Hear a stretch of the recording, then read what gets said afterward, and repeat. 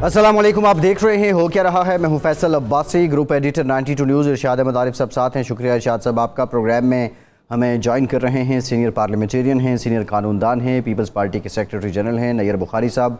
बुखारी साहब, बहुत शुक्रिया आपके वक्त का, आपसे गुफ्तगू करते हैं। एक अहम डेवलपमेंट आज की ये है कि हुकूमत और अपोजिशन में इत्तफाक हो गया है कि EVM का जो मामला है, इलेक्शन रिफॉर्म से, इस पर एक कमेटी बनाई जाएगी और फिर उस कमेटी की सिफारिशात जो हैं उन पर अमल दरामद करने की कोशिश की जाएगी। दूसरी जानिब हमने ये देखा कि न्यूजीलैंड के बाद जो इंग्लैंड क्रिकेट बोर्ड है उसने भी अपनी टीम पाकिस्तान ना भेजने का फ़ैसला किया है। हुकूमती तर्जुमान वफाकी वज़ीर बर इत्तलात व नशरियात फवाद चौधरी कहते हैं कि ये एब्सोल्युटली नॉट की कीमत है, अब ये तो चुकानी पड़ेगी। अब सवाल ये है कि एक तो ये सिलसिला है, दूसरा ये है कि अब जो आने वाले दिनों में हैं वो कितनी कीमतें और किस तरह की कीमतें मज़ीद भी हो सकती हैं। ताबिश गौहर साहब मुस्ताफ़ी हो गए हैं, सिलसिला वही पुराना, जब आए तो बड़े इत्तेफाक के साथ, जब गए तो बहुत से इल्ज़ाम उनके सराहने हैं। शहबाज शरीफ साहब भी आज अवाम के मसाइल पे कौमी असम्बली में बोले हैं। ये तमाम मामलात हैं जिन पर बात करेंगे। इरशाद साहब, अगर जो इस वक्त महाज़र आई है हुकूमत और इलेक्शन कमीशन के दरमियान, इसको बुनियादी तौर पर देखा जाए तो इलेक्शन कमीशन के कंडक्ट पे हुकूमत को एतराज़ है या chief election commissioner Sikandar Sultan Raja साहब की शख्सियत पे? इरशाद साहब देखिए, एक दो चीज़ें तो बिल्कुल नाकाबिल फ़हम हैं। नंबर वन तो ये है कि जनाब सिकंदर सुल्तान साहब को प्राइम मिनिस्टर इमरान ख़ान साहब ने ख़ुद नामज़द किया, ख़ुद उनका नाम पेश किया और अपोजिशन लीडर ने उससे इत्तेफाक किया, या अपोजिशन लीडर ने नाम पेश किया तो इन्होंने इत्तेफाक किया। बहरहाल उनका तकर्रुर जो है वो मौजूदा हुकूमत ने किया है, मौजूदा हुकूमत की मर्ज़ी से हुआ है, मौजूदा हुकूमत के दौर में हुआ है। और सिकंदर सुल्तान साहब की शोहरत, अमूमी शोहरत जो है वो बहुत एक अच्छे एडमिनिस्ट्रेटर की है, एक ऐसे अफसर की जो अपने काम से काम रखता है और उसूल पसंदी का मुजाहरा करता है। हमारे दोस्त हैं डॉक्टर शफीक चौधरी साहब, वो चौधरी परवेज़ इलाही साहब के दौर में एक्साइज टैक्सेशन के मिनिस्टर रहे हैं पंजाब में जी। ये उनके साथ DG थे। वो बताते हैं कि एक मामले पर जब इनसे एक काम कराया गया सेक्रेटरी एक्साइज टैक्सेशन ने, और वो मेरे इल्म में नहीं था, जब मैंने इनसे जवाब तलबी की तो उन्होंने सारा कुछ लिख के दिया। अपने सेक्रेटरी के ख़िलाफ़ कोई DG लिख के नहीं देता जी, और उसके बाकायदा बताया कि किस तरह ये तबादला हुआ। तबादला था एक पॉलिसी के ख़िलाफ़, और फिर कहा कि मैं गैर मशरूत माज़रत ख़्वाह हूँ, अगर आप कबूल नहीं करते तो मैं ये सीट छोड़ने के लिए तैयार हूँ। इसी तरह जब ये गिलगित बल्तिस्तान के चीफ सेक्रेटरी थे तो उस वक्त जो गवर्नर थे और वज़ीर थे शुमाली इलाका जात के, बरजीज़ ताहिर साहब, उन्होंने एहसान जतलाने की कोशिश की कि हमने आपको लगाया है। तो उसी दिन उन्होंने दफ्तर छोड़ दिया और वो इस्लामाबाद वापस आ गए कि जी नहीं, आपने नहीं लगाया, आपकी वजह से मैं नहीं लगा, मैं मेरिट पर लगा हूँ। अगर आप समझते हैं आपकी वजह से, तो मुझे ऐसा अफसर के साथ फड्डा डालना या ऐसे अफसर को के बारे में ये कहना कि वो नवाज शरीफ का आदमी है, शहबाज शरीफ का आदमी है, समझ नहीं आती। ख़ुद लगाया है और इल्ज़ाम लग रहे हैं जी। लेकिन और फिर एक इदारे को हिट किया जा रहा है, क्योंकि पहले जब नवाज शरीफ साहब और उनकी साहबजादी चेयरमैन नैब के बारे में ये बात कहती थी तो ये कोई नहीं मानता था कि ये एक शख्स के बारे में कहा जा रहा है, वो नैब के बारे में कहा जा रहा था और हुकूमत का यही बयानिया होता था। अब एक शख्स नहीं है, एक इदारा है। अब नैयर बुखारी साहब कानूनदान भी हैं और सियासतदान भी हैं। हम उनसे पूछते हैं कि आप और पीपल्स पार्टी, बुखारी साहब, इस कंट्रोवर्सी को कैसे देखती है कि हुकूमत और इलेक्शन कमीशन के दरमियान ये मामला है या चीफ इलेक्शन कमिश्नर और चंद वज़रा का मामला है? शुक्रिया। देखिए, बुनियादी तौर पे आप देखें कि इलेक्शन फ्री, फेयर और ट्रांसपेरेंट करवाना आइन के तहत इलेक्शन कमीशन की जिम्मेदारी है, और फिर 18th अमेंडमेंट से पहले चीफ इलेक्शन कमिश्नर की अपॉइंटमेंट का तरीका और था, और 18th अमेंडमेंट के बाद फिर ये लीडर ऑफ हाउस और लीडर ऑफ अपोजिशन की कंसल्टेशन से, अगर उनका एग्रीमेंट नहीं होता तो फिर पार्लियामेंट्री कमेटी डिसाइड करती थी। तो मैं जो रिकॉल करता हूँ कि ये बड़ा डिलेड था चीफ इलेक्शन कमिश्नर की अपॉइंटमेंट पे, اور اس وقت پٹیشنز بھی فائل ہوئیں کہ شاید سردار رضا صاحب کو کنٹینیو کیا جائے یا سٹاپ گیپ ارینجمنٹ کیا جائے.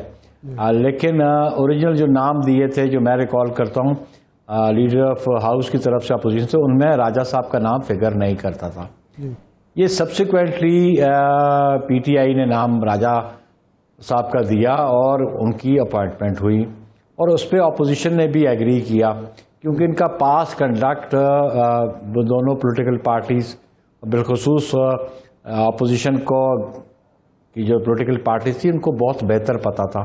میں پرسنلی بھی راجہ صاحب کو جانتا ہوں کیونکہ جب ان کی اپوائنٹمنٹ ہوئی اسلام آباد میں اسسٹنٹ کمشنر، تو اس سے پہلے انہوں نے ٹریننگ بھی بطور اے سی ٹریننگ بھی اسلام آباد تعینات رہے. تو ان کے، اور میں اس زمانے میں بار کا پریزیڈنٹ تھا 92 میں جب ان کی اپوائنٹمنٹ اسلام آباد میں تھی، تو میں تو اس حوالے سے ان کو جانتا ہوں، اور پھر ان کی مختلف جگہ جو پوسٹنگ رہی اس حوالے سے بھی ان کی کارکردگی لوگوں کے سامنے ہے. لیکن یہ بڑی انفارچونیٹ بات ہے کہ جو بات وفاقی وزراء کر رہے ہیں، پرابلم ان کو کسی اور ایشو پہ ہے، اور یہ ٹارگٹ ای سی پی کو کر رہے ہیں اور سی سی کو کر رہے ہیں. اور ان کو یہ سمجھ آنی چاہیے جو مطالبہ کر رہے ہیں کہ جی وہ ریزائن کر جائیں. پہلے وہ ممبرز کے بارے میں کہتے تھے، اب کہتے ہیں چیف الیکشن کمیشن ریزائن کر جائیں. تو ان کو آئین انہوں نے پڑھا ہوگا، اور اگر سمجھتے ہیں کہ کوئی آئین اور قانون کے مطابق اپنی ذمہ داریاں نہیں نبھا رہا، بالخصوص چیف الیکشن کمشنر، تو اس کی ریموول کا طریقہ بھی آئین میں درج ہے. تو ذرا ہمت کریں، انیشیٹو لیں، مطالبے نہ کریں ریزگنیشن کا. جو آئین میں پروویژن ہے آرٹیکل 209 کی، اس کے تحت ریموول موو کر کے دیکھ لیں، جوڈیشل فورم پہ جائیں تو ریموول کر کے دیکھ لیں کہ آیا ان کا کیس ریموول کا بنتا ہے کہ نہیں بنتا ہے. ادروائز یہ جو ہیو اینڈ کرائے ہے، بیسیکلی یہ ان کا جو وہ کیس ہے اوورسیز فنڈنگ کا، جی اس کے بارے میں ابھی یہ بہت ڈیلے ہو گیا، اور بہت سارے انہوں نے کوشش کی پٹیشن دائر کر کے ڈیلینگ ٹیکٹس استعمال کر کے، کبھی ایک وکیل پیش کرتے تھے کبھی دوسرا. تو وہ الٹیمیٹ ابھی کیس کنکلوڈ ہونے والا ہے، اور ان کو اپریہنشن یہ ہے کہ بلکہ درست طور پہ ان کو جو بات ان کی سمجھ میں آ رہی ہے کہ یہ فارن فنڈنگ کیس جو ہے ان کے خلاف آئے گا، تو یہ اس لیے پریمپٹ کر رہے ہیں اس کیس کے فیصلے کو ایلیگیشن لگا کے سی پی اے اور ای سی پی پہ. تو بیسک اسٹریٹجی ان کی پی ٹی آئی والوں کی، حکومتی وزراء کی یہ. اور میں سمجھتا ہوں کہ ابھی یہ ای سی پی کو اس بات کا بالکل کاگنیزنس لینا چاہیے، اور جو ایلیگیشن انہوں نے لگائے کہ انہوں نے نواز شریف سے پیسے لیے ہیں، اس کو اسٹیبلش کریں، کورٹ آف لاء میں لے کے جائیں، اسٹیبلش کریں، ورنہ یہ اپنا عہدہ چھوڑ دیں اور قانون کے مطابق جو ٹرائل ان کے خلاف آئے گا اس کو فیس کریں. نیر بخاری صاحب، بطور پارٹی پیپلز پارٹی کا موقف کیا ہے کہ یہ اصلاحات کے حوالے سے اور ووٹنگ مشین کے حوالے سے الیکشن کمیشن کا اور الیکشن کمشنر کا موقف درست ہے، وہ صحیح ہیں اور حکومت زیادتی کر رہی ہے؟ دیکھیے، پچھلے دنوں چیف الیکشن کمیشنر صاحب سے اپوزیشن کی جماعتوں کی ملاقات ہوئی، میں بھی اس ڈیلیگیشن میں تھا. ہم سمجھ رہے ہیں کہ یہ بہت ساری جو پروویژنز ہیں اس کی الیکشن ایکٹ کی امینڈمنٹس کر رہے ہیں، یہ متصادم ہیں آئین پاکستان کے ساتھ، اور باقی جو لیجسلیشن ہے وہ کانسٹیٹیوشن کو اوور رائڈ نہیں کر سکتی. کانسٹیٹیوشنل پروویژنز ہیں وہ سپریم ہوتی ہیں. اگر انہوں نے کوئی بات چیت کرنی ہے تو پارلیمانی نظام میں گفت و شنید تو رہتی ہے، اور میں سمجھتا ہوں کہ زیادہ ذمہ داری حکومت وقت پہ، جو بھی حکومت ہوتی ہے اس پہ ہوتی ہے کہ وہ اپنے ورکنگ ریلیشنز ڈیولپ کرتے ہیں اپوزیشن کے ساتھ، تاکہ وہ قانون سازی آسان طریقے سے اس پہ عمل درآمد کر سکے اور قانون سازی کر سکے. اور میں سمجھتا ہوں کہ یہ جو ابھی پروپوزلز ان کی ہیں، میں نے خود بھی وہ دیکھی ہیں کہ بہت ساری پروپوزلز ایسی ہیں جو آئین سے ان کنٹراڈکشنز تھیں، اور بالخصوص ای وی ایم کا پروسیس پاکستان پیپلز پارٹی کی گورنمنٹ میں بھی شروع ہوا. میں پھر اس کمیٹی کا ممبر تھا اس زمانے میں. ہم سب سمجھ رہے تھے کہ وہ زیادہ سیف اینڈ سیکیور سسٹم نہیں ہے، کیونکہ دنیا میں بہت سارے ملک جو ہیں جی بالکل ٹھیک ہے، قابل استعمال اور قابل اعتبار نہیں سمجھ رہے تھے. جی بخاری صاحب، جب آپ سمجھتے ہیں کہ وہ قابل اعتبار نہیں ہے تو جو 2017 کے اصلاحات ہوئیں اس میں یہ لکھ دیا گیا کہ جی یہ مشینی ووٹنگ ہوگی اور اس کے لیے پائلٹ پروجیکٹ بنے گا، تو پھر اس وقت اتفاق نہیں ہونا چاہیے تھا مشینی ووٹنگ پہ؟ دیکھیں بات یہ ہے کہ ہر ملک کا اس کی جو گراؤنڈ ریئلٹیز مختلف ہوتی ہیں. پاکستان میں آپ جو ای وی ایم لانا چاہتے ہیں، آپ کا لٹریسی ریٹ کیا ہے؟ اور آپ یہ دیکھیں لٹریسی ریٹ پہ کہ آپ کی پاپولیشن کتنی ہے کہ جو اس ای وی ایم کو آپریٹ کر سکے گی، اور اس ای وی ایم کو آپریٹ کرنے میں کوئی سیکریسی مینٹین رہ سکے گی. پہلی بات تو یہ آئین کہتا ہے کہ الیکشن جو ہے سیکرٹ بیلٹ کے ذریعے ہو گئے. سیکنڈلی یہ جو ان کا آر ٹی ایس بیٹھ گیا تھا 18 میں، ابھی یہ اٹ کڈ بی منوورڈ، تو وہ جو اپریہینشنز ہیں منوورنگ کے وہ بھی دیکھ لیے جائے. سیکنڈلی اس گورنمنٹ سے پوچھ لیا جائے کہ یہ ministry of science and technology جو ہے یہ خود کوئی انڈسٹری ہے جو یہ مشینیں بناتی ہے، کہ انہوں نے ابھی وہ لا پاس نہیں ہوا تو یہ انہوں نے پہلے ایگریمنٹس کرنے شروع کر دیے یا کانٹریکٹس کو ڈول آؤٹ کرنا شروع کر دیا فار سرٹن بینیفٹس. میں سمجھتا ہوں کہ پہلے یہ قانون بن جاتا. بلا شبہ قانون بنانا یہ استحقاق پارلیمان کا ہے، اور اس قانون پہ عمل درآمد جو ہے وہ تمام اداروں کو کرنا چاہیے.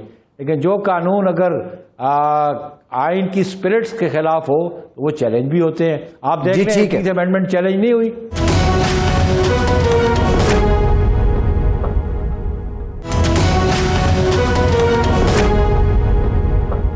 ابھی جو وزیر قانون ہیں فروغ نسیم صاحب، انہوں نے کہا کہ جو چیئرمین نیب کا تقرر ہے اس پہ اپوزیشن لیڈر سے بات کرنا اس لیے مناسب نہیں ہے کہ ان کا مفادات کا ٹکراؤ ہو جائے گا. ان پر نیب کے کیسز ہیں، ان پر کرپشن کے الزامات ہیں. پیپلز پارٹی کی اس معاملے میں کیا رائے ہے؟ کیا اپوزیشن لیڈر کو ایک آئینی ادارے کے سربراہ کے تقرر کے لیے بائی پاس یا اگنور کیا جا سکتا ہے؟ ایک بات دوسری یہ ہے کہ ایک بات اور بھی کہی جا رہی ہے کہ ان کا توسیع ہو سکتی ہے آرڈیننس کے ذریعے. کیا آرڈیننس کے ذریعے توسیع ہو سکتی ہے؟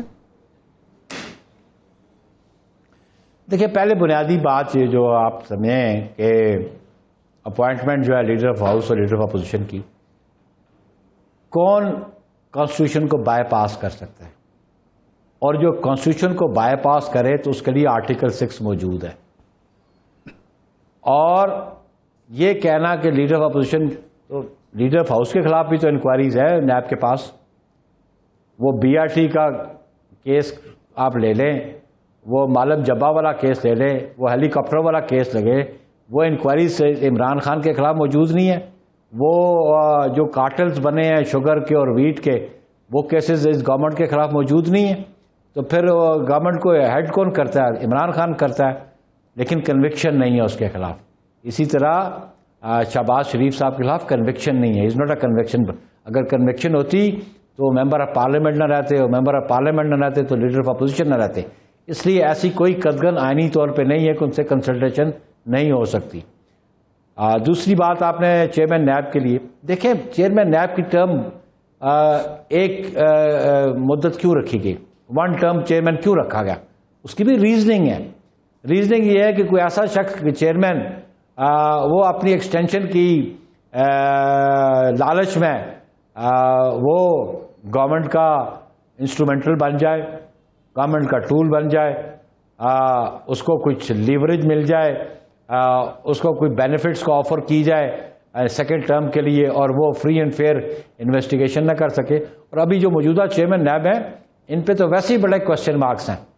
اور میں سمجھتا ہوں کہ جتنے کوشچن مارکس ان پہ ہیں کہ یہ جس ادارے میں یہ رہے ہیں سپریم کورٹ پہ، میں سمجھتا ہوں کہ انصاف کے تقاضے یہ ہے کہ he should not continue as a chairman NAB. یہ پیپلز پارٹی اگر یہ معاملہ آتا ہے اور حکومت ضد کرتی ہے کہ نہیں جی ہم نے تو شہباز شریف صاحب سے نہیں کرنا، تو پیپلز پارٹی کا موقف آئینی ہوگا، اصولی ہوگا، یا وہ کمپرومائز کرے گی کہ جی یہ معاملہ آگے چلنا چاہیے، نیا چیئرمین آنا چاہیے؟ نہیں دیکھیں بات ہے وہ کنسلٹیشن اس کی ہے، لیکن ہم اپوزیشن کی جماعتیں بھی آپس میں کنسلٹ کرتی ہیں. جو پارلیمان میں جو لوگ جماعتیں بیٹھی ہیں بالکل ان کا آپس میں رابطہ ہے. شہباز شریف صاحب اپوزیشن کو ریپرزینٹ کرتے ہیں, ان کے لیڈر ہیں, وہ کنسلٹیشن ضرور ہوگی. لیکن ہم یہ سمجھتے ہیں کہ جو بیسک اسپرٹ ہے لا کی اس کو اگر یہ چینج کرنے کی کوشش کریں گے اس کو ہم رجسٹ کریں گے اور پھر اس کو ڈفرینٹ فورمز میں بھی لے کے جائیں گے. سیکنڈلی وہ جو آرڈیننس لانا چاہتے ہیں اس میں ہمارے پاس پروویژن ہے آرٹیکل 89 کے نیچے کہ ہم اس کو ڈس اپروو کروائیں ہاؤس سے, چاہے وہ لوور ہاؤس سے کرائیں چاہے وہ اپر ہاؤس سے کرائیں. اگر ان کیس وہ ڈس اپروو نہیں ہوتا یہ ایکٹ پاس کرتے ہیں لیکن دیٹ از اے پروسیس, وہ پروسیس بھی ول ٹیک ٹائم. یہ 8 اکتوبر کو یہ ریٹائر ہو رہے ہیں تو یہ ابھی امینڈمنٹ لائیں گے, آرڈیننس لائیں گے, ایکٹ بنائیں گے تو پھر یہ it will take time consume کرے گا اور ڈس فنکشنل ہو جائے گا نیب. اگر نیب کا چیئر موجود نہیں ہے تو نیب ٹوٹلی ڈس فنکشنل ہے, کوئی ریفرنس تیار نہیں ہو سکے گا, کوئی ریفرنس فائل نہیں ہو سکے گا, کوئی اور پلی جو ہے جو نیب چیئرمین سے متعلقہ ہے اس پہ کوئی فیصلہ نہیں ہو سکے گا. تو میں سمجھتا ہوں کہ ان کو اس لا کی جو اسپرٹ تھی نیب آرڈیننس کی اس کو سامنے رکھتے ہوئے کنسلٹیشن کے پروسیس میں آنا چاہیے. بخاری صاحب, بلاول صاحب پنجاب میں دورہ بھی کرتے رہے, جنوبی پنجاب میں انہیں بڑا وقت گزارا. اب لوگ سمجھ رہے ہیں کہ وہ متبادل ہیں عمران خان صاحب کا اور حکومت آپ کی آ رہی ہے. انہوں نے 1-2 دفعہ کہا بھی. مریم صاحبہ ہیں کہ نہیں جی ہماری حکومت آ رہی ہے اور وہ وزیر اعظم بننے جا رہی ہے. آپ کا کیا خیال ہے کہ اس وقت جو سیناریو بن رہا ہے خاص طور پر کنٹونمنٹ کے انتخابات کے بعد کیا پوزیشن ہے سیاسی؟ دیکھیں ارشاد صاحب, پولیٹیکل پارٹیز کا آبجیکٹ کیا ہوتا ہے کہ قوم کے ساتھ جو کمٹمنٹ کریں, جو اپنا مینیفیسٹو دیں, اس مینیفیسٹو پہ وہ عمل درآمد کرا سکیں. عمل درآمد وہ بذریعہ حکومت ہی کر سکتے ہیں. الٹیمیٹ آبجیکٹ ہر پولیٹیکل پارٹی کا گورنمنٹ اچیو کرنا ہوتا ہے for serving the people of Pakistan. اس کے لیے ہم سمجھتے ہیں پاکستان پیپلز پارٹی کی جو ٹریک ریکارڈ ہے پچھلے 52 ایئرس کا وہ لوگوں کے سامنے ہے, ہماری پرفارمنس لوگوں کے سامنے ہے. ان کی 3 سال کی پرفارمنس بھی سامنے ہے لوگوں کے کہ جو پہلے 100 ڈیز کا انہوں نے اعلان کیا لوگوں کو ریلیف دینے کا, ابھی تک تو نہ وہ 50 لاکھ گھر بن سکے نہ 1 کروڑ نوکریاں آ سکیں. اور جو پرائس ہائیک ہے آپ اس کا اندازہ لگا لیں کہ جو چینی 55 روپے کلو تھی 2018 میں آج 110 پہ ہے, جو گھی 160 روپے کلو تھا آج 350 روپے پہ ہے. تو لوگوں کی تو قوت خرید جو ہے وہ جواب دے چکی ہے. اب لوگوں کے غریب آدمی کے بس میں نہیں ہے کہ وہ ضروریات زندگی روزمرہ کی اشیاء وہ خرید پائے. تو یہ 3 سال کی کارکردگی ان کی قوم کے سامنے ہے اور اس کا بیان ثبوت یہ ہے کہ ابھی ریسنٹ جو کنٹونمنٹ کے الیکشنز ہوئے ہیں اس میں کس بری طرح پی ٹی آئی امیدوار ناکام ہوئے اور پی ٹی آئی بطور جماعت ناکام ہوئی ہے. میں پشاور میں بیٹھا ہوں اس وقت, پشاور میں کنٹونمنٹ کے الیکشن میں صرف 1 سیٹ یہ مینیج کر سکے ہیں آؤٹ آف 5, باقی جو ہے وہ پیپلز پارٹی نے جیتی, اے این پی نے جیتی اور ایک انڈیپینڈنٹ نے جیتی. تو یہ ان کی پرفارمنس کا منہ بولتا ثبوت ہے کہ لوگ ان سے کتنے نالاں ہیں اور لوگوں نے ان کو مسترد کر دیا.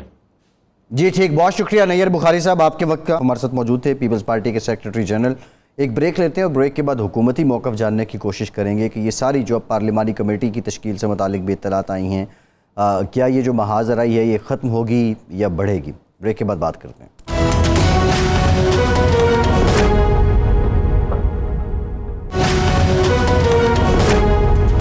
بریک کے بعد ایک بار پھر سے آپ کو خوش آمدید کہیں گے. ہمیں جوائن کر رہی ہیں وزیر مملکت برائے موسمیاتی تغیر زرتاج گل صاحبہ بھی. زرتاج صاحبہ تھینک یو ویری مچ, آپ سے گفتگو کریں گے. ارشاد صاحب, یہ جو معاملہ ہے الیکشن کمیشن کا, اب ایک چیز تو کلیئر ہے کہ یہ پارٹی کا موقف ہی لگ رہا ہے. اپوزیشن یہ کہتی ہے کہ جو فارن فنڈنگ کیس ہے اس کا فیصلہ آنے سے پہلے الیکشن کمیشن کو حکومت متنازع بنانے کی کوشش کر رہی ہے. لیکن الٹیمیٹ جو کمنگ الیکشنز ہیں یا کچھ بھی ہے, اگر یہ شارٹ ٹرم اپروچ ہو ارشاد صاحب, تو اس کا نقصان کیا مستقبل میں حکومت کو ہی نہیں ہونا یا پی ٹی آئی کو ہی نہیں ہونا؟ دیکھیں, اگر خدا نخواستہ فیصلہ خلاف آ جاتا ہے تو اس سے کیا فرق پڑے گا کہ حکومت اس سے پہلے کیا کہہ رہی تھی یا وزراء کیا کہہ رہے تھے؟ کیا وہ لوگ یہ بات مان جائیں گے کہ جناب چونکہ ہم نے باتیں کی تھیں چیف الیکشن کمشنر کے خلاف یا الیکشن کمیشن کے خلاف اس لیے فیصلہ آ گیا ہے؟ میری خیال یہ ساری پالیسی میاں نواز شریف صاحب نے اپنائی تھی، مریم صاحبہ نے اپنائی تھی، لیکن فیصلے تو امپلیمنٹ ہو گئے۔ روک سکو تو روک لو، ان کا ہی بیانیہ تھا کل جو اعظم سواتی نے کہا۔ حیران کن بات ہے نا کہ جو بات نواز شریف صاحب اور مریم صاحبہ کہہ رہی تھیں وہی باتیں اب یہ کہنا فواد چودھری صاحب نے بھی مریم صاحبہ والی بات، اس کا مطلب ہے کہ اب مسلم لیگ فواد چودھری صاحب نے بھی کہا کہ ہم اداروں پہ تنقید نہیں کر رہے، ہم شخصیات کے برتاؤ پہ تنقید کر رہے ہیں۔ تو اس کا مطلب یہ ہے کہ وہ جو کہتے ہیں کہ بولی سینہ سے میری رائے متفق گردید رائے بالی رائے من با رائے بو علی، کہ ہماری رائے جو ہے اتفاق ہو گیا۔ کیا تحریک انصاف مسلم لیگ نون کم از کم اس معاملے پر متفق ہو چکی ہیں؟ لیکن اتفاق سے چونکہ حسن اتفاق ہے، زرتاج گل صاحبہ ہمارے ساتھ ہیں، ہم ان سے پوچھیں گے۔ تو اب یہ جو اتفاق حسن اتفاق ہے یا یہ رائے کا اتفاق ہے، اتفاق سے زیادہ بچاؤ کا طریقہ ہے، یہ بھی ہے۔ وہ اپنے اپنے بے وفاؤں نے ہمیں اکٹھا ہمیں کیا، ورنہ تو میرا نہ تھا اور میں تیرا نہ تھا۔ یہ اس طرح کی صورتحال لگ رہی ہے کہ بھی جو حالات کا جبر ہے یا دباؤ ہے وہ اب حکومت کے وزراء کرام کو یہ زبان استعمال کرنے پر، لیکن یہ بات مفید نہیں ہے۔ دیکھیں آپ کے حکومت کے پاس اپوزیشن تو مجبور ہوتی ہے، اپوزیشن کے پاس تو کوئی راستہ نہیں ہوتا۔ حکومت کے پاس کسی بھی ادارے کے سربراہ کو ہٹانے کا ایک طریقہ کار موجود ہے، اختیار موجود ہے۔ وہ جو آئین میں درج طریقہ کار ہے اس کے مطابق وہ متعلقہ ادارے سے رجوع کرے اور اس کو ہٹا دے، اس کے پاس یہ اختیار موجود ہے۔ اپوزیشن کے پاس یہ اختیار نہیں ہے۔ تو وہ راستہ اختیار کرنے کی بجائے جب آپ متنازع بنانے کی کوشش کرتے ہیں تو اس سے دو تاثر جاتے ہیں۔ ایک تو جو خطرناک تاثر ہے وہ یہ ہے کہ حکومت کی کمزوری سامنے آتی ہے۔ جی، حکومت کی کمزوری سامنے آنا جو ہوتا ہے وہ ریاست کے لیے اور حکومت دونوں کے لیے خطرناک ہوتا ہے، یہ تاثر نہیں جانا چاہیے۔ دوسرا یہ ہوتا ہے کہ ساتھ ہی ساتھ حکومت کے بارے میں یا حکمرانوں کے بارے میں یہ پتہ چلتا ہے کہ وہ ذاتی خواہشات کو، ذاتی مفادات کو فوقیت دے رہے ہیں ریاست پر، ریاستی اداروں کی بالادستی پہ۔ بالکل ٹھیک ہے، اداروں کی بالادستی مجروح کر رہے ہیں۔ تو یہ تاثر نہیں ہونا چاہیے۔ زرتاج گل صاحبہ ہمارے ساتھ ہیں، ہم ان سے یہ پوچھیں گے کہ یہ اس وقت جو اعظم سواتی صاحب اور فواد چودھری صاحب اور دوسرے لوگ زبان استعمال کر لیں چیف الیکشن کمیشنر کے حوالے سے، کیا اب یہ پارٹی پالیسی ہے کہ سخت زبان استعمال کی جائے اور یہ وہ زبان ہے جو مسلم لیگ والے استعمال کرتے تھے اور آپ اس پر تنقید کیا کرتے تھے؟ تھینک یو ارشاد عارف صاحب، تھینک یو فیصل۔ سب سے پہلے تو آپ نے کہا کہ اپوزیشن یہ کہتی ہے کہ ہم الیکشن کمیشن کے ساتھ اس لیے جو ہے کنفرنٹیشن کریں کہ ہمیں یہ ڈر ہے کہ جی ہمارا فارن فنڈنگ کا کیس ہے۔ ایک تو میں پہلے کلیئر کر دوں کہ ہمارا فارن فنڈنگ کا کیس نہیں ہے، ہمارا ممنوعہ فنڈنگ کا کیس ہے۔ ممنوعہ فنڈنگ میں صرف یہ کہ آپ نے وہ واپس کرنے ہوتے ہیں جن کے کانسٹیٹیوشن میں اجازت نہیں ہے، جن پرسنل سے یا جن این جی او سے، وہ بھی ہمارا کیس نہیں ہے، کیونکہ پاکستان تحریک انصاف ایک واحد پارٹی ہے جس کے 40,000 لیجیٹیمیٹ آڈیٹڈ اکاؤنٹ جو ہم نے جمع کروائے، ایک ایک بندے کا اس کے اندر ایڈریس پتا ہے، ایک ایک بندے کا ٹیلی فون کال پتا ہے، اور یہ بھی پتا ہے کہ انہوں نے کتنے پیسے پاکستان تحریک انصاف کی پارٹی کے لیے اور الیکشن کے لیے دیے۔ اور ہمیں تو فخر ہے کہ پاکستانی ہمیں سپورٹ کرتے ہیں اور وہ ان کو پتا ہے کہ ہم نے تو لوٹ گسوٹ نہ کی ہوئی اور نہ کرنی ہے، تو لہٰذا الیکشن لڑنے اور کیمپین کے لیے وہ پارٹی کو پیسے دیتے ہیں۔ تو ہمیں تو ڈیلے سے اگر الیکشن کمیشن ہمارے اس کیس کا فیصلہ نہیں کرتا، ڈیلے کرتا، تو ہمیں تو اس کا لاس ہے۔ ہم تو الٹا چاہتے ہیں کہ یہ فوراً اس کا رزلٹ نکل آئے۔ اصل بات یہ ہے کہ تمام پولیٹیکل پارٹیوں سے یہ سوال ہوا ہے اور اس کے اندر پیپلز پارٹی اور پی ایم ایل این اپنے جوابات نہیں دے سکی ہے، اور وہ تو یہ بھی نہیں بتا سکے کہ ان کے جو باہر پیسے ہیں وہ ان کے پرسنل اکاؤنٹ میں کیسے آتے ہیں۔ اور بائی دا وے آپ کو شاید یاد ہوگا 80 کروڑ تو انہوں نے آپ میڈیا کے نام لگا دیے ہیں۔ آپ لوگوں کو بھی پوچھنا چاہیے کہ نواز شریف نے کس مد میں 80 کروڑ کس کو دیے ہیں۔ بہرحال یہ پی ایم ایل این اور پیپلز پارٹی ہی پھنسے گی. جو فورن فنڈنگ کا کیس ہوتا ہے, فورن فنڈنگ کا کیس کو انٹیریئر منسٹری وہ آرٹیکلز پاکستان کے مفادات سے متصادم ہوتا ہے, وہ باقاعدہ سمری آتی ہے. تو فارن فنڈنگ کو اتنا مذاق نہیں ہے, ممنوعہ فنڈنگ کو فورن فنڈنگ بنا دیا ہے, اور وہ بھی ہمارا کیس نہیں, اس میں بھی پیپلز پارٹی اور پی ایم ایل این خود پھنسے گی کہ ان کے آڈیٹڈ اکاؤنٹ نہیں ہے. وہاں پہ بھی پاپڑ والے اور اسی طرح دہی بلے والے اور اسی طرح کے مشتاق اسٹینوگرافر ٹائپ چینے والے ہی لوگ فرق ذرا سمجھا دیں. پہلی بات تو یہ زرتاج صاحب فرق سمجھا دیں فورن فنڈنگ میں اور ممنوعہ فنڈنگ میں. جی فیصل, جو فورن فنڈنگ ہے نا وہ تو پراپر کہ آپ اپنی حکومت کے خلاف, حکومت بھی نہیں بلکہ اسٹیٹ کے خلاف آپ باقاعدہ ایسی فنڈنگ لیں کہ آپ کے فیصلے اثر انداز ہوں, آپ کی حکومت کا طریقہ کار یا پارٹی کا نیریٹو بالکل چینج ہو جائے. وہ تو ہے ہی اسٹیٹ سے متصادم ہے, تو فورن فنڈنگ کا تو کوئی کیس ہے ہی نہیں. اور فورن فنڈنگ کا جو فیصلہ ہوتا ہے وہ الیکشن کمیشن نے نہیں کرنا ہوتا, وہ آتا پھر انٹیریئر منسٹری کے پاس ہے, وہ پھر کیبنٹ کے پاس آتا ہے, وہ تو باقاعدہ ایک پروسیس ہے. تو یہ تو ناممکن سی بات ہے کہ یہاں پہ کوئی فورن فنڈنگ لے.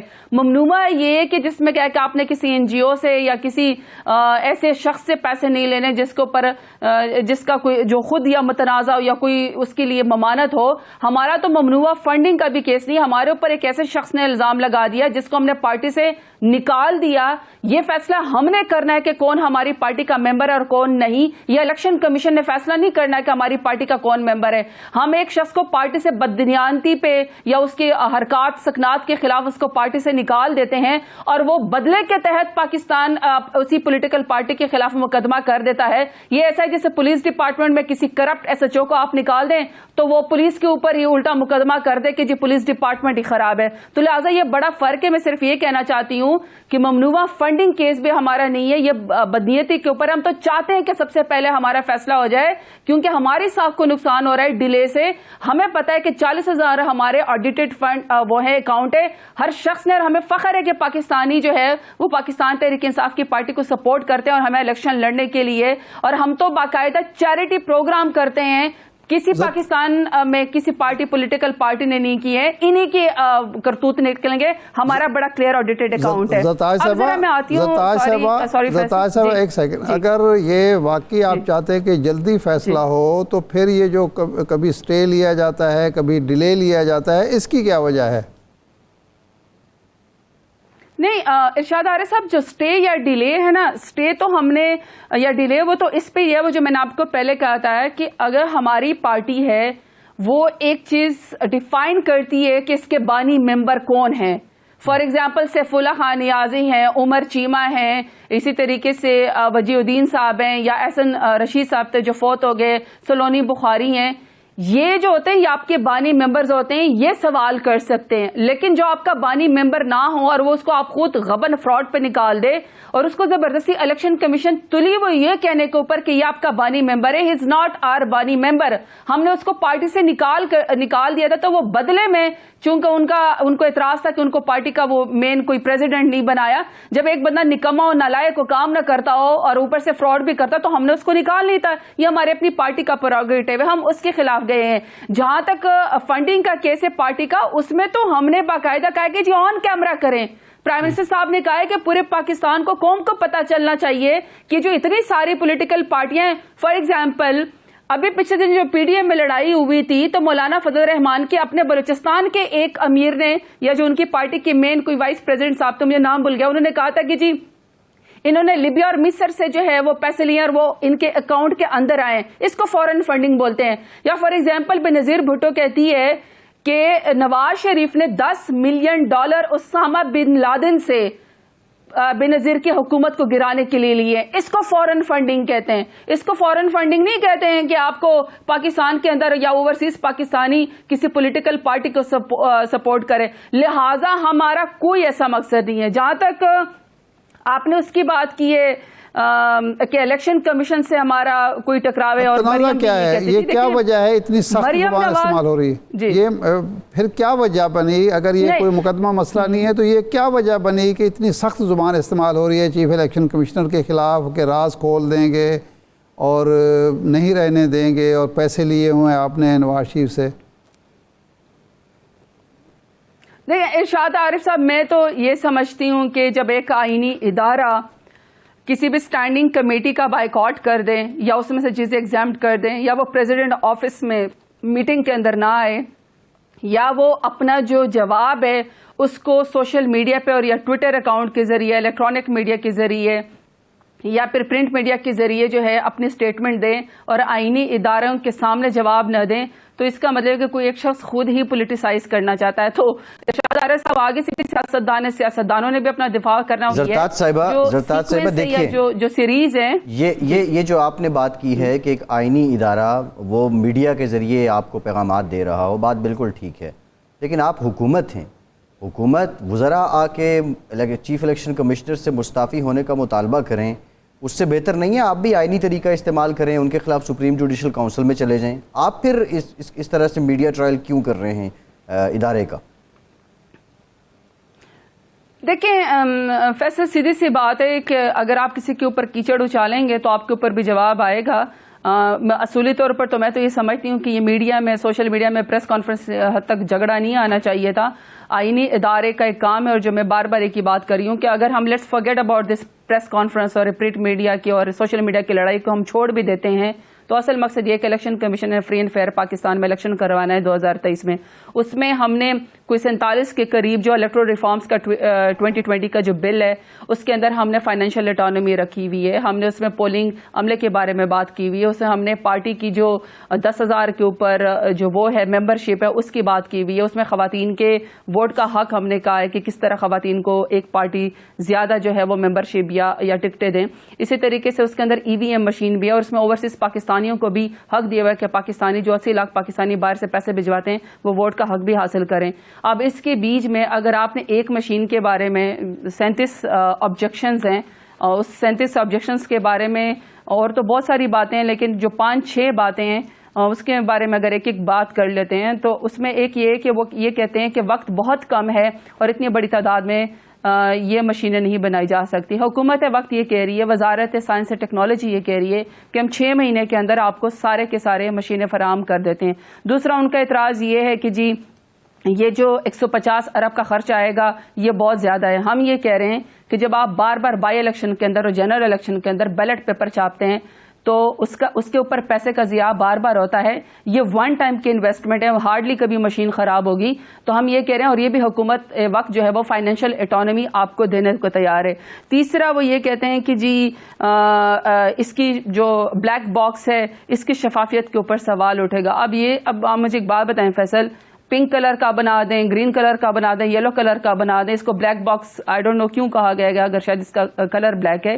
مسئلہ یہ کہ ہم کہہ رہے ہیں کہ جو ٹھپا مافیا ہے، جو مردہ لوگ ہیں جن کے نام پہ ID کارڈ لے کے اور جو 10-10 ہزار 5-5 ہزار 15-15 ہزار ووٹ ڈالے جاتے ہیں، بلیک باکس کا کلر سے تو تعلق نہیں ہے نا زرتاج صاحبہ، بلیک باکس کا تو کلر سے تعلق نہیں ہے. وہ تو اس کے اندر جو سافٹ ویئر ہے اس پہ میں صرف جواب دینا چاہ رہی ہوں کہ مقصد کیا تھا کہ جی میرا مطلب یہ فیصل، مسئلہ یہ کہ الیکٹرانک مشینوں سے یا ٹیکنالوجی سے کسی نے نہیں روکا.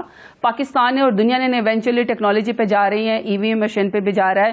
مقصد یہ کہ ٹریسیبل آپ کا تھم امپریشن کا بیلٹ پیپر ہو اور رزلٹ آپ کا ہینگ نہ ہو، اسی ٹائم آپ کا رزلٹ نکل آئے اور آپ جو ٹھپے ہیں وہ نہ لگ سکیں، 10,000 15,000 ایکسٹرا ووٹ نہ ڈل سکیں. اس کے خلاف ہم EVM مشین پہ لے کے جا رہے ہیں. اب یہ اسٹینڈنگ کمیٹی میں ہے تو یہ جب لا پاس ہو جائے گا تو ایونچولی ہوپ فلی ایک نئی کمیٹی کی بات بھی ہوئی ہے گورنمنٹ اور اپوزیشن کے درمیان، ہوپ فلی بیٹھ کے کوئی یہ معاملات بات چیت گفت و شنید سے حل ہو جائیں گے. زرتاج گل صاحبہ thank you very much for your time, ہمارے ساتھ موجود تھی. ایک بریک لیتے ہیں اور بریک کے بعد بات کریں گے نیوزی لینڈ کے بعد انگلینڈ کا انکار کر دینا کرکٹ کھیلنے پاکستان آنے سے. فواد چودھری صاحب اسے ایبسولوٹلی ناٹ کی قیمت قرار دے رہے ہیں. مزید کیا قیمتیں ہیں جو پاکستان کو چکانی پڑیں گی؟ بریک کے بعد بات کریں گے.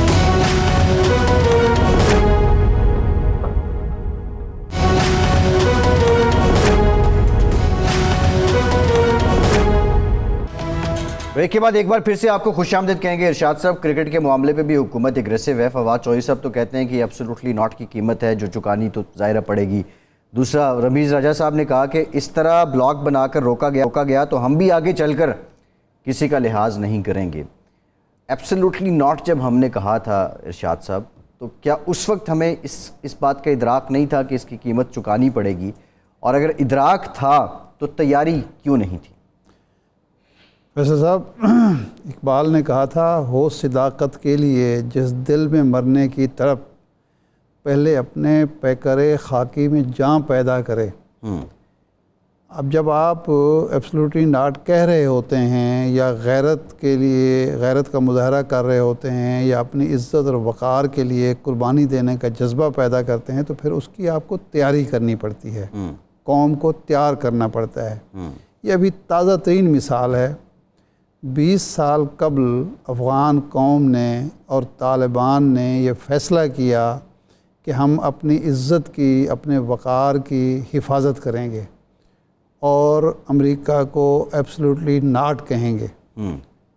اس کی قیمت انہوں نے چکائی، وہ تیار تھے اس کے لیے، آج وہ کامیاب ہیں، کامران ہیں، ثابت قدم بھی رہے، سب سے بڑی بات۔ یعنی آپ نے تیاری کی، اس کی قیمت کا آپ کو اندازہ تھا کہ کیا کیا قیمت آپ کو ادا کرنی پڑے گی۔ قرآن مجید میں ہے کہ ہم آپ کو آزمائیں گے خوف سے، بھوک سے، مال اور جان کے نقصان سے، اناج میں کمی کر کے، اناج میں کمی سے، ثمرات پھلوں کی کمی سے۔ ہماری تیاری نہیں ہے، مصیبت یہ ہے ہم باتیں کر دیتے ہیں۔ کیا یہ قوم جو مہنگائی کا رونا رو رہی ہے، جو 1 گھنٹہ بجلی نہ آئے تو سڑکوں پر نکل آتی ہے، اس سے آپ یہ توقع کرتے ہیں کہ وہ ایبسلیوٹلی ناٹ آپ کہیں گے اور کوئی آزمائش آئے گی تو وہ تیار ہوگی؟ قوم تیار ہوگی، تو قوم تیار ہے، وہ بھوک بھی برداشت کر رہی ہے، افلاس بھی برداشت کر رہی ہے، بے روزگاری اور مہنگائی بھی برداشت کر رہی ہے۔ ہمارا جو حکمران اشرافیہ ہے، اور یہ میں ایک موجودہ حکومت کی بات نہیں کر رہا، ایک پوری اشرافیہ ہماری جو اس ملک پہ 72 سال سے مسلط ہے، اس کا ایک طرز عمل ہے۔ یہ میاں نواز شریف صاحب نے کیبنٹ میٹنگ میں کہا کہ جی ہمیں ایٹمی تجربات کرنے چاہیے یا نہیں کرنے چاہیے، ایٹمی دھماکہ ہونا چاہیے نہیں ہونا چاہیے۔ بڑے بڑے لوگ جو تھے، طاقتور لوگ جو تھے، انہوں نے، کسی نے کہا کہ جناب والا میرے تو بچے امریکہ میں پڑھ رہے ہیں، وہ تو پابندیاں لگ جائیں، میرے بچے واپس آ جائیں گے۔ کسی نے کہا کہ ہمارے تو فارن اکاؤنٹس جو ہیں وہ سیز ہو جائیں گے، منجمد ہو جائیں گے۔ کسی کو کچھ یاد آ گیا، اگر ہماری جائیدادیں باہر ہوں گی، ہمارے بچوں کی تعلیم باہر ہوگی، ہمیں مستقبل میں نوکری باہر ملنے کا جو چانس نظر آ رہا ہوگا تو پھر ہم مقابلہ نہیں کر سکتے۔ باقی یہ سمجھنا ہے کہ یہ صرف کھیل کا معاملہ ہے، یہ کھیل نہیں، یہ باقاعدہ سیاست ہے، سفارت ہے۔ اور یہ ہمیں سمجھ لینی چاہیے کہ جب افغانستان سے واپسی ہو رہی تھی، یہ کہا گیا، یعنی جو بریفنگز ہوتی رہی اسلام آباد میں کہ یہ ملبہ ہم پہ گرے گا، لیکن یہ ملبہ پھر صرف IMF کے ذریعے نہیں گرے گا، FATF کے ذریعے نہیں گرے گا، اور بھی بڑے میدان ہیں، اور بھی بڑے میدان ہیں۔ ہمیں یہ طے کر لینا چاہیے کہ جی ٹھیک ہے، اب ہم نے کوئی ڈکٹیشن قبول نہیں کرنی، کوئی ڈو مور کسی بھی شعبے میں، کسی بھی میدان میں ہوگا تو ہم جواب دیں گے ایبسلیوٹلی ناٹ۔ اس کے لیے پھر ہمیں تیاری کرنی چاہیے۔ اچھا، کرکٹ کو ہم نے زندگی اور موت کا مسئلہ کیوں بنا لیا ہے؟ جی، کیا کرکٹ کے لیے جتنے ہم وسائل مہیا کرتے ہیں، جتنے ہم کوششیں کرتے ہیں، جتنا ہم قوم کے اندر ایک پیدا کیا گیا ہے، کیا جو ہاکی ہے وہ کوئی کھیل نہیں ہے؟ نہیں، ہاکی تو ہمارا برائے نام قومی کھیل ہے، ہمارا قومی کھیل، اور نہیں، ہمارا وہ کھیل جس میں ہم عرصہ دراز تک ورلڈ چیمپئن رہے ہیں۔ کرکٹ میں ہم نے 1 دفعہ ورلڈ کپ جیتا، ہاکی میں ہم کئی بار جیتے، بیچاروں کے لیے پیسے ہی نہیں ہیں۔ سکواش جس میں جان شیر خان اور جہانگیر خان جیسے لوگ، آج کی جو نسل ہے ان کو پتہ ہی نہیں ہے کہ یہ بھی کوئی لیگ تھے۔ ایک نے 6 بار اور ایک نے غالباً 7 یا 8 بار ورلڈ کپ جیتا ہے، ان کا نام ہی کوئی نہیں جانتا۔ وہ ہمارے سکواش کے جو پڑے ہوئے ہیں وہ ویران پڑے ہوئے ہیں، کوئی ہمارے پاس کورس جو ہیں وہ ہم کچھ کرنے کے لیے تیار نہیں ہے۔ ہاکی اسٹیڈیم کے حالات فٹ بال دنیا کا مقبول ترین کھیل ہے۔ جی، کیا امریکہ میں کرکٹ کھیلی جاتی ہے؟ چین میں کھیلی جاتی ہے، روس میں کھیلی جاتی ہے، جرمنی میں کھیلی جاتی ہے؟ نہیں، یہ ایشو ہے کہ ہم نے اتنا بڑا زندگی موت کا مسئلہ، ٹھیک ہے غلط ہوا ہے، جو ہوا ہے غلط ہوا ہے، غلط میسج گیا ہے ہماری سیکیورٹی کے حوالے سے، ہماری عزت مجروح ہوئی ہے، لیکن اس کو زندگی موت کا مسئلہ نہ بنائیں۔ نہیں بس ہو زندگی گیا موت ہے، کا مسئلہ نہیں ہے، بس لیکن ہو یہ گیا ہمارے ہے۔ لیے ایک لیسن ہے، ہاں، خبردار کر رہی ہے، خبردار ایپیسوڈ کر رہے ہیں یہ کہ آگے بھی تیار رہیں۔ ٹھیک ہے۔ اگلا آسٹریلیا کا بھی خدا نہ خواستہ یہی جواب ہمیں نہ آ جائے تو ہمیں اس کے لیے تیار رہنا چاہیے، اور اس کے لیے مر نہیں جانا چاہیے۔ بالکل ٹھیک ہے، کوئی بات نہیں ہے۔ ارشاد صاحب، تابش گوہر صاحب مستعفی ہو گئے ہیں، اور پہلے جب ہم نے پروگرام کے لیے ان سے 2-4 بار رابطہ کرنے کی کوشش کی تو جو ان کے میسیجز تھے اس سے یہ بات لگ رہی تھی کہ جو حماد اظہر صاحب ہیں اور 1-2 اور لوگ ہیں ان کے ساتھ کوئی ان کی بن نہیں رہی ہے۔ وہ گئے ہیں، الزام ان کے بھی سرہانے ہیں حسب روایت کہ اقربا پروری اور منظور نظر لوگوں کو نوازا ہے۔ ان کے جانے سے کوئی فرق پڑنا ہے یا ٹیم مزید مستحکم ہوگی اور مسائل حل کر لے گی؟ ایک تو یہ بات ثابت ہو رہی ہے کہ یہ جو ہم پرائیویٹ شعبے سے لوگ لاتے ہیں جی، وہ ڈیلیور کم کرتے ہیں اور مسائل زیادہ بڑھاتے ہیں۔ سارے لوگ ایسے نہیں ہیں، اور یہ ٹیکنوکریٹ جو ہوتے ہیں یہ بھی اللہ ماشاء اللہ بس ایسے ہی ہوتے ہیں۔ اگر خان صاحب نے 13 سے 18 کے درمیان اپنی کوئی اچھی ٹیم تیار کی ہوتی، مختلف شعبوں کے ایکسپرٹ کو جو پارٹی میں موجود تھے ان کی تیاری کرائی ہوتی، یا باہر سے بندے لا کے اپنے منشور کے مطابق تیار کیا ہوتا، تو یہ مصیبت نہ ہوتی کہ ہر تیسرے چوتھے مہینے ایک آدمی استعفیٰ دے دیتا ہے، اور وہ ایک دن پہلے تک بہت اچھا ہوتا ہے، قابل ہوتا ہے، ایماندار ہوتا ہے، اور اسی دن وہ کرپٹ بھی ہو جاتا ہے اور اس کے اسکینڈل بھی سامنے آ جاتے ہیں۔ تو اب بھی اگلے 2 سال میں حکومت اگر سمجھ جائے تو یہ اچھا ہوگا اس کے لیے۔ ٹھیک ہے ارشاد صاحب، پروگرام کا وقت ختم ہو، شکریہ آپ کا، آج کے پروگرام سے اتنا ہی۔